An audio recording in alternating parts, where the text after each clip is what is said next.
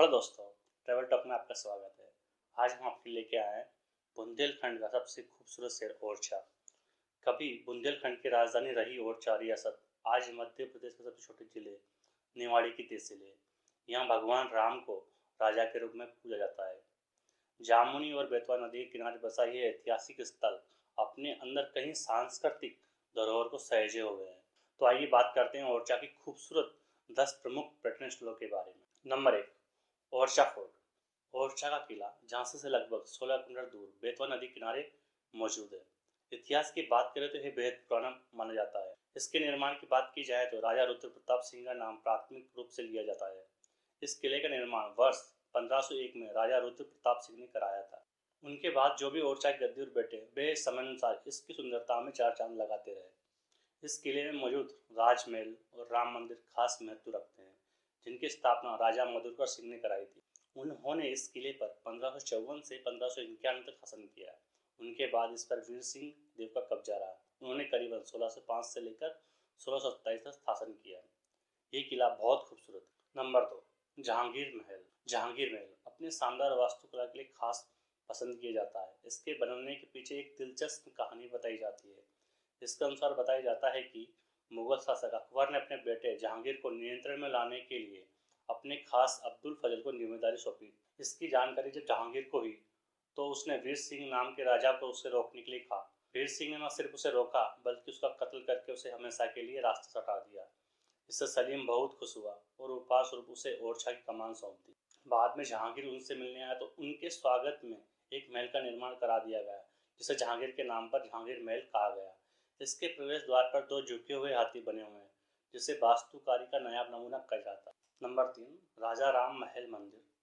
ओरछा में स्थित राजा राम मंदिर को ओरछा मंदिर भी कहा जाता है। मंदिर में भगवान राम को राजा के रूप में पूजा जाता है और दिन के पांचों पहर उन्हें गार्ड ऑफ ऑनर प्रदान किया जाता है। आपको जानकारी होगी कि भगवान राम को ऑनर ऑफ गार्ड देने की परंपरा करीबन 400 वर्ष पुरानी है। राजा राम को समर्पित ये मंदिर बेहद भव्य और आलीशान बना हुआ है। ये मंदिर देखने में एकदम महल जैसा प्रतीत होता है। इसकी वास्तुकला में बुंदेला आर्किटेक्चर के बेजोड़ नमूने देखने को मिलते हैं। Number 4, the royal chhatris. छतरी का अर्थ है शाही समाधियाँ, जो ओरछा में नदी किनारे एक अनोखा आकर्षण उत्पन्न करती है। बेतवा नदी के कंचन घाट पर ऐसे 14 स्मारक है। ओरछा के शासकों की याद में बनवाए गए स्मारक 17वीं और 18वीं शताब्दी के हैं। ये छतरियाँ बुंदेल राजाओं के सम्मान में हैं और खास बुंदेलखंड शैली में बनी है। ऐसा अक्सर कहा जाता है कि जिस काल में इनका निर्माण वह एक स्वर्णिम युग था। सूर्यास्त के दौरान नदी में इन स्मारकों का प्रतिबिंब देखते ही बनता है।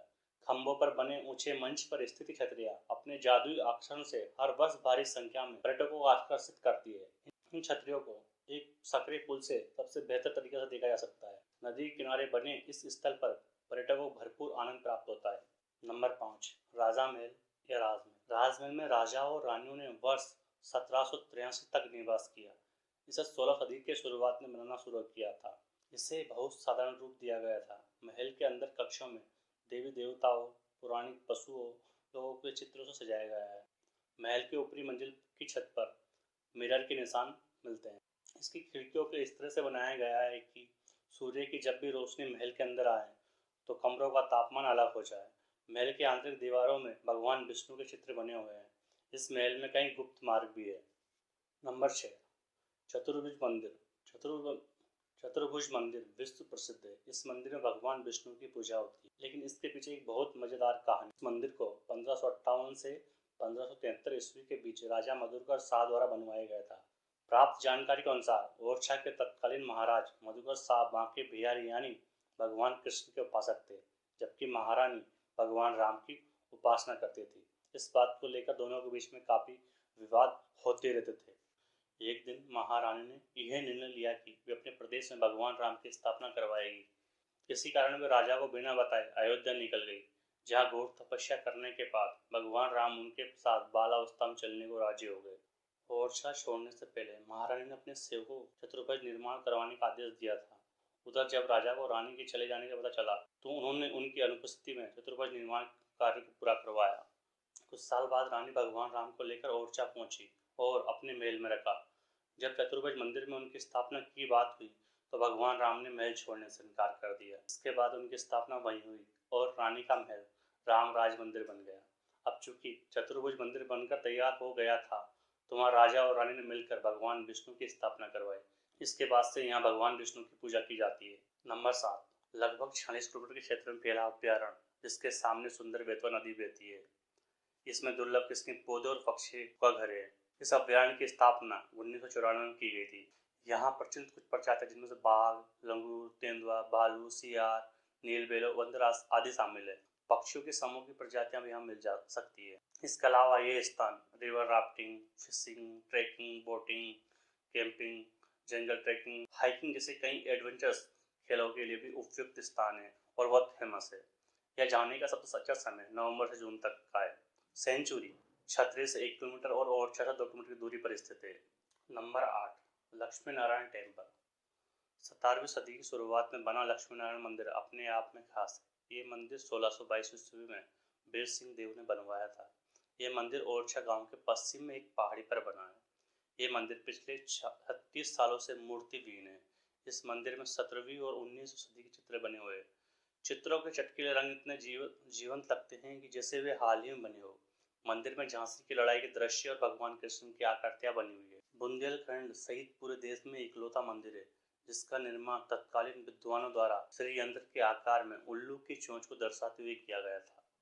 इसके अलावा 17वीं सदी में बने इस मंदिर की मान्यता है कि दीपावली के दिन इस सिद्ध मंदिर में दीपक जलाकर मां लक्ष्मी पूजा करने से वे प्रसन्न होती है। 1983 में मंदिर में स्थापित मूर्तियों को चोरों ने चुरा लिया। तब से आज तक मंदिर में गर्भगृह का सिंहासन सोना पड़ा है। नंबर 9, सुंदर महल। ओरछा का सुंदर महल प्राचीन काल से ही इसकी स्थापना और भव्यता और खूबसूरती के लिए जाना जाता है। सुंदर महल को अक्सर प्यार के महल के रूप में भी माना जाता है क्योंकि इसे हिंदू राजकुमार दुर्भजन और उनकी मुस्लिम प्रेमिका के प्रागण प्रेम की याद मनवाया गया था। राजकुमार दुर्भजन ऐतिहासिक महत्व के राजा जुझारू सिंह के बेटे थे। राजकुमार को मुस्लिम लड़के से प्यार करने के कारण अपने परिवार का तिरस्कार और निराशापूर्ण रवैया झेलना पड़ा। इन सब समस्याओं के कारण राजकुमार महल छोड़कर एक संत के रूप में जीवन व्यतीत करने लगे। अंत उन्होंने अपने प्रेयसी से शादी की। उसके बाद इस शानदार महल का निर्माण करा जिसे सुंदर महल का नाम दिया। राजकुमार दुर्भजन की पूजा मुस्लिम समुदाय के लोग भी करते हैं जो राजकुमार की पवित्र समाधि झलक पाने के लिए भारी संख्या में आते हैं। नंबर 10, राय प्रवीण महल। यह महल राजा इंद्रमणि की खूबसूरत गायिका परिण राय की याद में बनवाया गया था। ये कवयित्री और संगीतकार थी। मुगल सम्राट अकबर को जब उनकी सुंदरता के बारे में पता चला तो उन्होंने दिल्ली लाने का आदेश दिया। इंद्रमणि के प्रति प्रवीण के सच्चे प्रेम को देखकर अकबर ने उन्हें वापस ओरछा भेज दिया। ये 2 मंजिला महल प्राकृतिक बगीचों और पेड़ पौधों से घिरा हुआ। राय प्रवीण महल में एक बड़ा सा हॉल और चैम्बर। आज के वीडियो में इतना ही। अगर आपको वीडियो अच्छा लगा तो वीडियो को लाइक करें, शेयर करें और कमेंट करें।